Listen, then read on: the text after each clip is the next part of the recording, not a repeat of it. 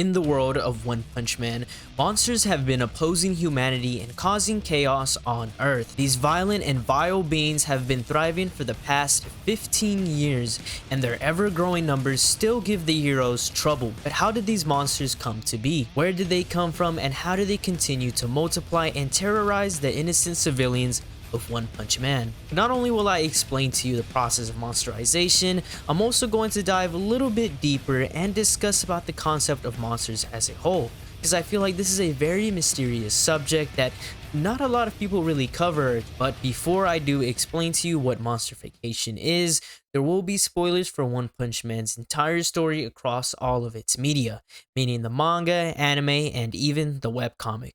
So proceed with caution, and let's continue the video. Monsterfication or monsterization can happen to nearly anyone, from humans, which we've mainly seen a lot of in the series, probably more than any other species, to animals and even arguably non-living matter like water. Anything with sentience can succumb to monsterization at any time and anywhere.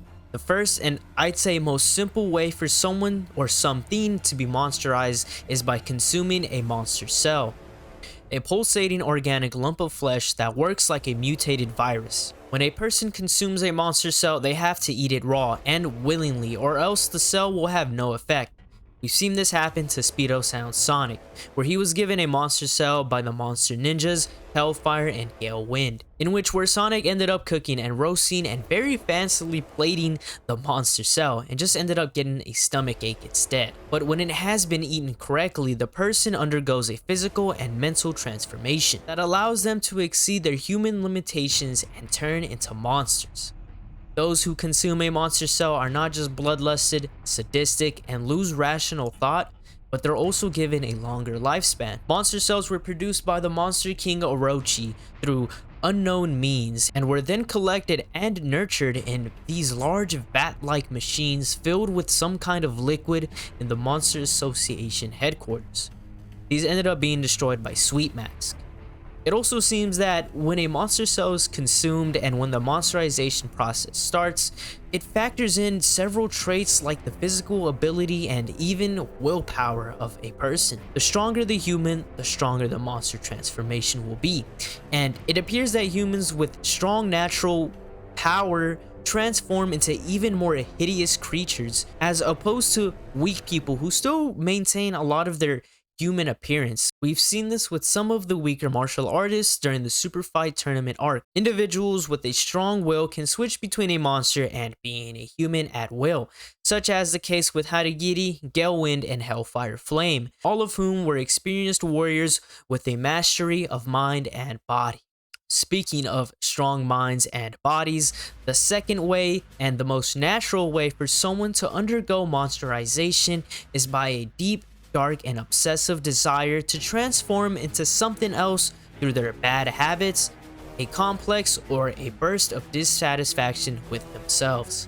Of course, the most notable example is probably Gaara when he ended up fighting Super Alloy Darkshine in the depths of the Monster Association headquarters, where he began monsterizing and undergoing monsterfication, and of course eventually we did see him come up and face off against Bang.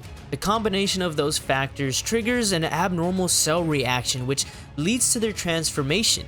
Generally, when a human transforms into a monster through excessive compulsive behavior, their monster transformation draws influence from their obsession. For example, Crablante overate Crab and became a crab monster. Devil's long hair obsession with his hair gave his monsterized form the ability to manipulate his hair, and so on. But mysticism may also be a means of transformation into a monster, as in the case of Sword Devil Executioner, who sold his soul to his blade and turned into a monster. Reasons for hostility against humans vary. Not every monster has the same reason for wanting to essentially go on a rampage and kill everybody. Monsters like Piggy Banking and Tongue Stretcher are simply public nuisances, perhaps pranksters or bullies before they became monsters. Very obsessive bullies, I'd add. Creatures like Crablante and Surprise Attack Plum attack to exact revenge.